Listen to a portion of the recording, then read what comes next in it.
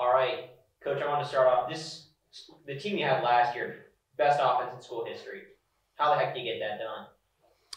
I mean, ultimately it's all about the work that you put in the offseason, the preparation that takes place. We had a great group of offensive skill guys anchored by the line up front. And so just continuing to work and hone in on your craft and keep things, as simplified as possible, allowing our guys to play fast. And so we had a great year. It's a team effort.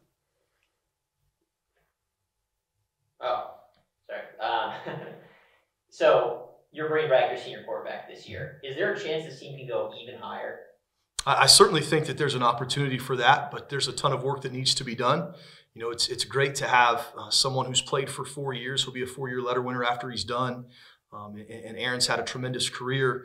But as Aaron will tell you, we lose probably our top 5 production guys offensively coming into the season. So even though we've got a heavy senior class, we're still inexperienced in some spots. And so we're working the process right now of growing and improving and getting better. And that's just our focus day in and day out, just working to get a little bit better every day. Yeah, and that's something I sort of want to hit on, improvements. While that was a really great offensive team, last year, the defense maybe takes a step back, a little bit more points allowed last year. Is there a sense that this team's going to be better on that side of the ball this year? And what are you doing to make sure that happens? I would kind of echo my comments, from the offensive standpoint is, you lose a lot of good skilled players. And so we're changing the structure of our defense a little bit. And the reason we're doing that is just based on our personnel, the strengths of the guys that we have in the program. And so just focusing on improving, understanding what our scheme is, and letting our kids go out and play and execute at a fast pace. Yeah, we've talked to a lot of coaches today, big school, small school. And depth is something that always comes up. How do you keep your guys fresh, and how do you make sure you build a culture where you've always got the next guy ready to go? I think part of that, the manner in which you practice is very important, and I know that there are philosophies abound on how you should go about doing that. I've always been in the camp that, early in the preseason and your early practices, you have to hit. Nothing replicates like a regular game like simulation tackle, but you have to manage that by being smart as a staff. When you have guys that are banged up and you're starting to maybe lose some of your top depth, then you've got to make adjustments in how you practice. And it doesn't have to be full out contact. There's various ways to go about it. But getting some of those young guys ready needs to be of the utmost priority. And you do that by shuffling them in practice situations and getting them as much exposure when you get live action as possible. Yeah, and I wanted to ask you about your time at Logan. You've been there for a while now, and at first, a lot of struggles for that team. But these past couple of years, this team has been excellent. What did you discover as a coach through the struggles and into the improvement? And what lessons did you learn from that you're employing today? Yeah, I've got a wooden sign in my office in the basement. It's a scripture about perseverance, right? And regardless of what aspect of life it is, you're going to have to persevere, and in the end, you're going to be better for it. And so early on at our time, we had a couple rough years, but I think that there were a lot of bright spots within those moments, and you just stick to the process, and you get a class like these guys, who came in as freshmen, were 15, 16 strong, and seniors. That's a pretty big class for us. And they've just stuck true to the process. You continue to work, you continue to grow.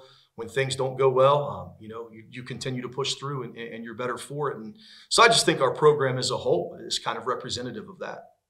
Yeah. Oh, sorry.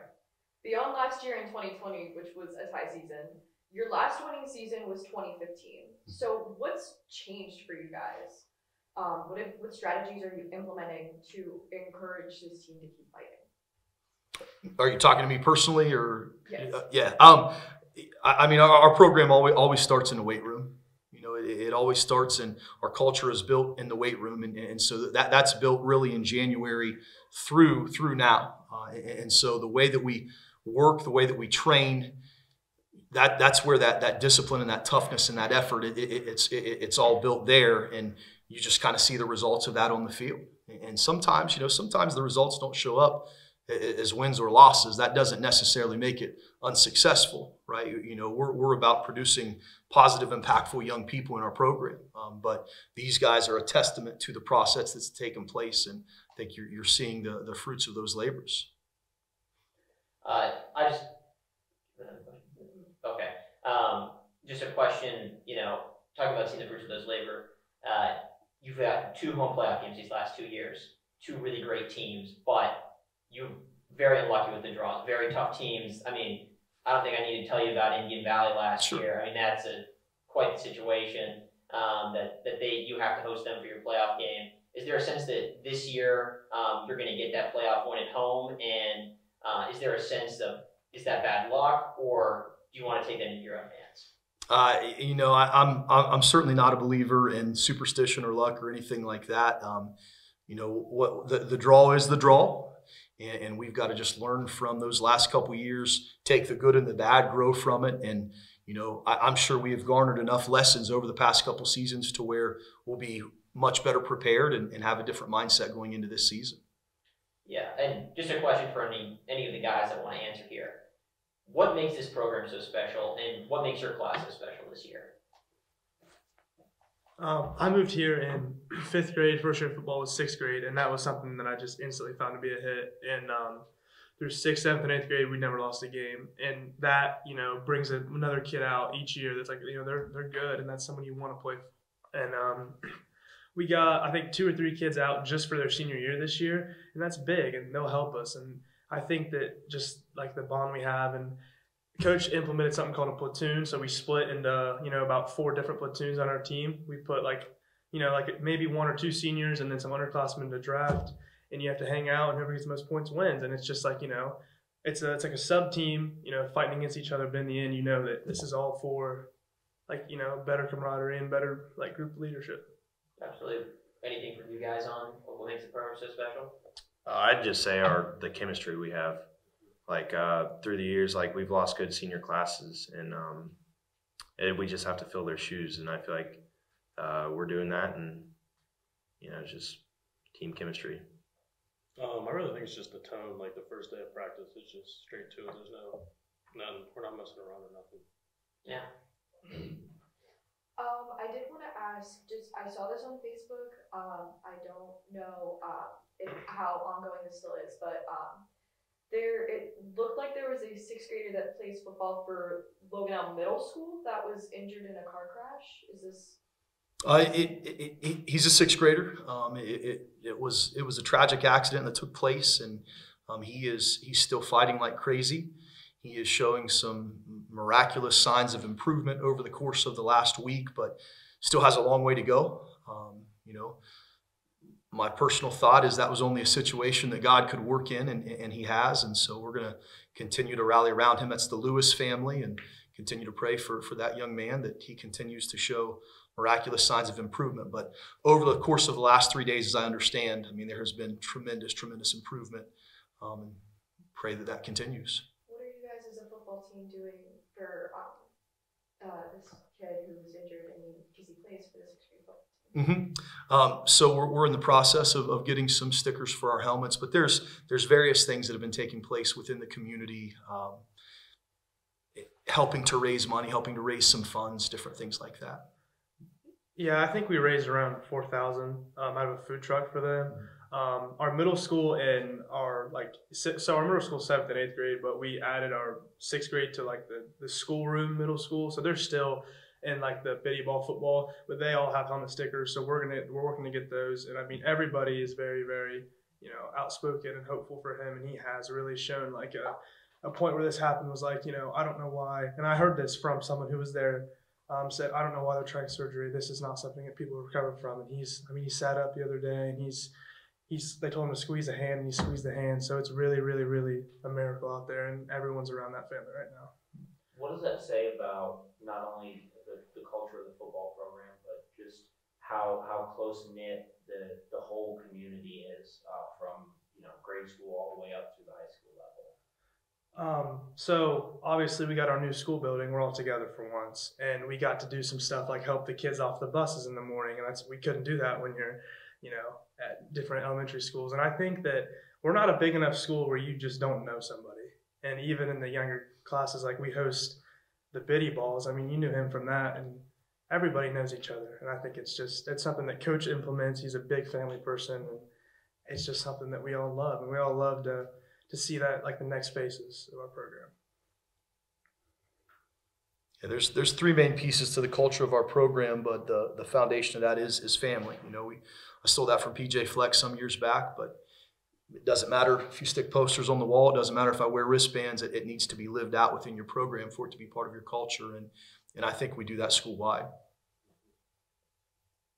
Just one last thing for me on a little bit of a different topic. Week 1, you've got Zane Trace, and that game, recent years, flip back and forth. They've had some really great years. You've had some really great years. You know, how do you get ready for a game that has been so back and forth year in and year out? I just say at the start of practice, week 1, you know, like we got to set the tone in that practice and get mentally prepared and physically. And I think that first day of practice really determines on our mood and, you know, attitude. Looking a little bit ahead from that, week 3, Miami Trace has become a nice annual game year in, year out. You guys have had their number recently. They're having one of their best teams maybe in program history this year. What makes them so tough to prepare for, and how are you guys prepping? Not necessarily prepping yet because it's week 3, but what do you guys know about the game so far? Miami Trace has an excellent program. They have a really good quarterback coming back, but there's a really good cast around him. You know, certainly, as you mentioned, I mean, our focus is absolutely on Zane Trace right now. That's not even a big thought in my mind. But the style of offense that they run, the pace that they run it, it's very unique to them.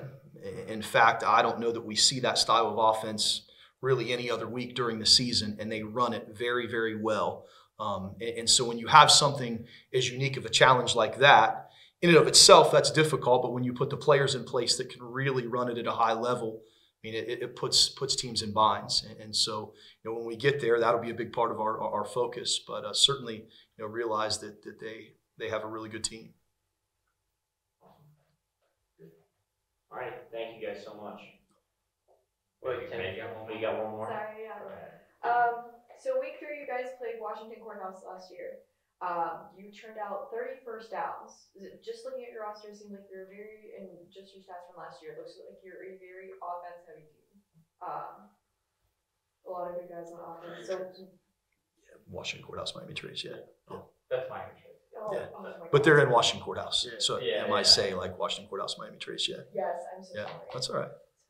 You want to speak to the offense there, quarterback? What'd you say? It seems like we're a very offense-heavy team. Our Offensive head coach probably shouldn't answer. Yeah, our defense just gives us the ball back, really. It's all up to the defense. If we can get the ball 8 times a game, 8 times a half, we can score as many times as we want.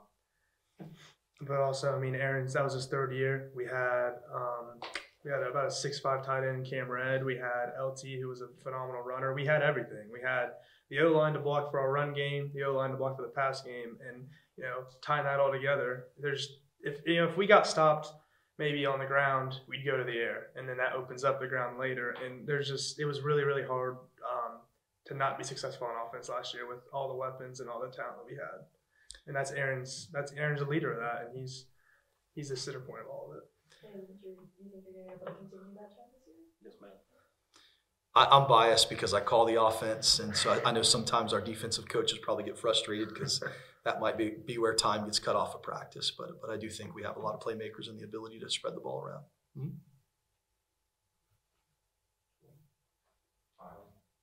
Thank you, guys. Thank you. Thank you.